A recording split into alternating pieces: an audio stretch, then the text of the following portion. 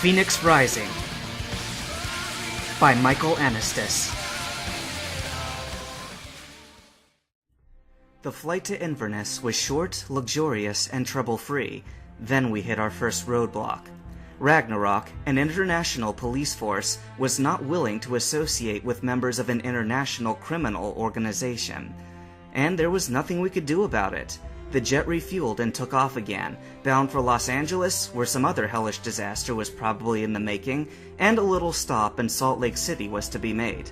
All we could do was put in a good word for them and apologize. "I understand," said Jesse.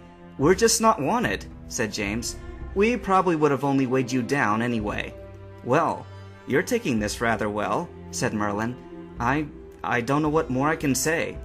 It was then that the Pokeball dropped to the ground and came to rest at my feet. "Don't say anything," said James. "Just get even." The door shut as I lifted the Pokeball off the ground. "Well?" asked Ash. "What is it?" "It's empty," I said. "But I'll find something it's good for. James wouldn't have used such a good leaving quote on crap." "So, you don't know?" I smiled. "No, but I'll figure it out soon enough." Actually, I had told a lie to Ash. I knew exactly what it was for, and James could have only known the same. Wherever the wraiths were, my destination wasn't far from there. Long story made short, whatever happened in between Merlin Durai and General Sigma worked out, but something happened before it. Since Ash never asked how many Pokemon I taught to speak English, I neglected telling him that I was actually an instructor at the Phoenix School, as were Faith, Raichu, and Arbok from Sanctum Cage, and 5 of my previous students. Currently, there are 2,000 plus Pokemon capable of speaking the English language, all of which learned to do so at the Phoenix School, from either me or one of my many graduates. A few of them were actually working at Ragnarok HQ. "PT Ash Ketchum?" a woman asked Ash as he overlooked the gardens surrounding the HQ building. "Yeah, that's me." Ash nearly fell off the bridge when he saw that he was speaking to a Nidoqueen. "Is something wrong?" Nidoqueen asked, a little confused. You're... Ash stuttered. "You know Michael Anastas?" Nidoqueen smiled. "You're the new guy, aren't you?" Ash nodded. "So Michael didn't tell you about his classes at the Phoenix School? He's a professor there, you know." "Oh, and he taught you how to speak?" She tried not to smile, and failed. "Actually, his Pokemon girlfriend taught me how. She has a class of her own, too." There was a short pause. "Is this new to you?" Ash turned back to the gardens.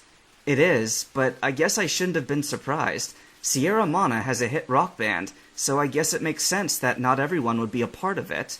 "Good on you," she said with a smile. "Anyway, your uniform is ready if you would like to get changed anytime soon." "My what?" Nidoqueen held forth the black jacket with royal blue shoulders, buttons and lacing, adorned with the Japanese flag on the right arm, and a blue version of Merlin's tattoo on the left breast, featuring a silver sword and a white eclipsed sun. "The Phoenix Trainers are only really an American organization," said Nidoqueen, "so you'll need to wear the Ragnarok uniform to avoid more trouble than you could get into to begin with. It won't get you into Mecca, but it could still save your hide."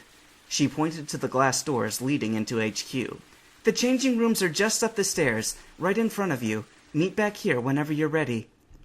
Ash came back to the garden bridge and found us standing there, dressed in our Ragnarok uniforms, which we may have been more proud to wear than we were the Phoenix leather jacket.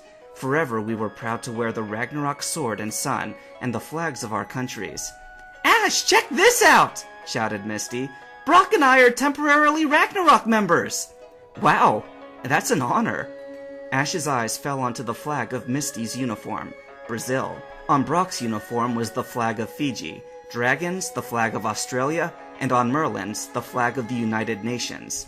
"We figured it would be easier if it looked like there was only one person from a country. Then there wouldn't be anyone to point to but Ragnarok in general," explained Andrew. "Remember, these people have been known to kill people from different countries because they were from those countries to begin with. We have to be very careful with this one."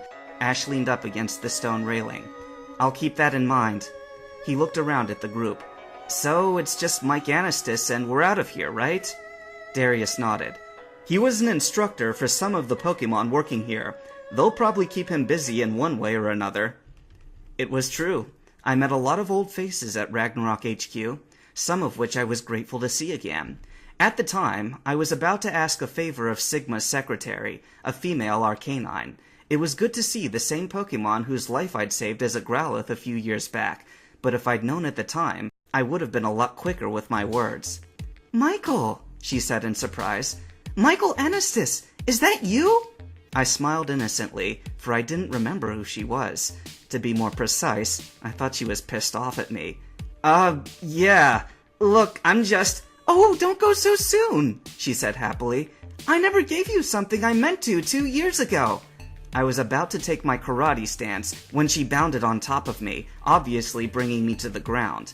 I'd expected teeth to sink into my neck, but instead, I felt a tongue swipe across my face.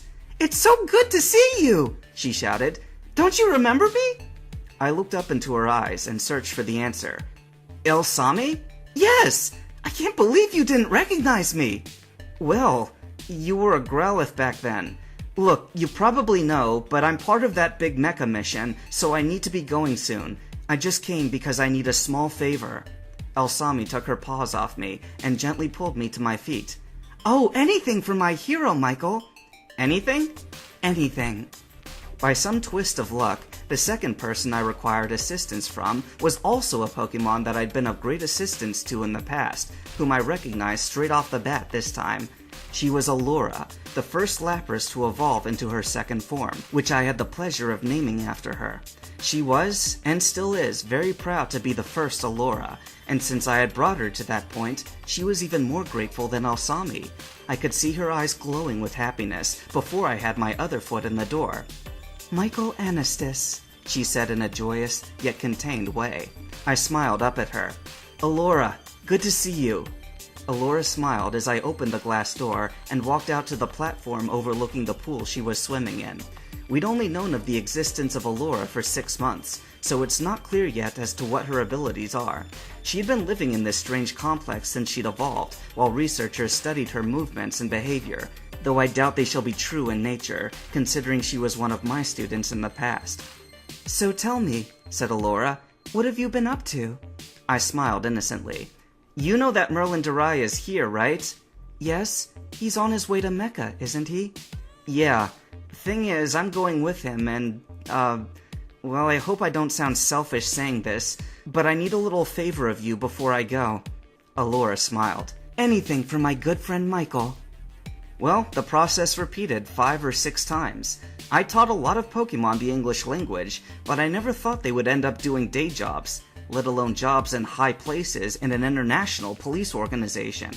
At times, I did have to do a few things for others to get what I needed, but it all seemed to end up with me running into a Pokemon I remembered from one of my classes and getting whatever I needed out of sheer gratitude. The long process cut down into a list. 1. Got what I needed from Elsami the Arcanine. No price. 2. Got what I needed from Elora. No price. 3. Found what I needed in the possession of Sangzu. Wouldn't give it to me unless I had a permit. Received permission from Elsami. No price. 4. Borrowed it from the garden. No price, no complaints. 5. Borrowed the paperweight from Sigma's desk. No price, no complaints. 6. Found what I needed in storage collecting. Left a note promising its return. 7. Once again required the aid of Elsami for a permit. Received what I needed, as well as a lick on each cheek. 8. Received it from a Charizard that had Faith as his instructor. He seemed anxious to get rid of it. 9. Once again, requested the assistance of Elora. Found out I didn't need to ask her to begin with. Received a kiss from Elora and proper instructions to get where I needed to be. Asked the Nidoqueen that handed Ash's uniform for what I needed. Received it, as well as another wet kiss.